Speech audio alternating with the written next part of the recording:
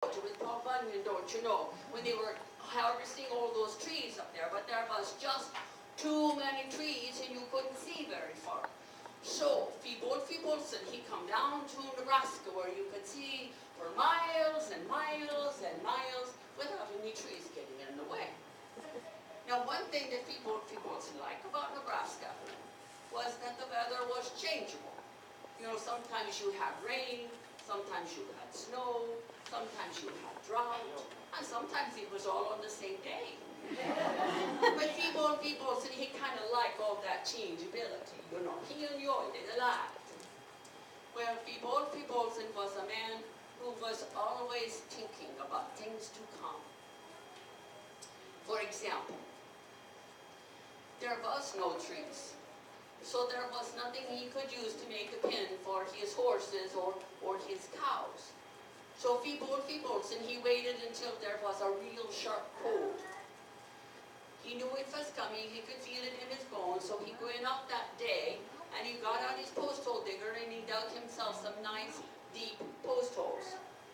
And then he waited for the freeze. And it froze those holes solid. So he pulled the holes up out, and that's what he nailed his barbed wire to, so he could keep his horses and his cows all in their pens. You know. Now there was one year. Oh, he was so smart on this one. It was the year of the striped weather. You know the year of the striped weather? Oh, it was something. Because there was a mile of rain, and then there was a mile of sunshine, and a mile of rain, and a mile of sunshine.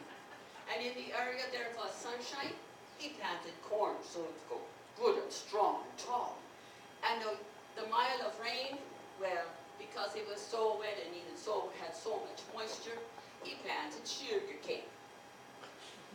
And this was working nice until the sun, well, it was not stopping to shine. It was always shining. And pretty soon that corn, even after the ears developed, it kept shining and it got hotter and hotter till all of a sudden those ears of corn, all the kernels started to explode. And they was exploding all over the place. Meanwhile, in the mile of rain, well, it had rained so much, it washed all the sugar out of the sugar cane. And it was a little bit uphill. You know, we have some rolling hills around here. And all that sugar water, it just rolled down the hill, and it swirled around all that exploded corn, and it made these great big balls. And you know, Fibolson, he said, hey, that's a good idea. And he called them popcorn balls, and he sold them to the pioneers as they was going across the prairie. So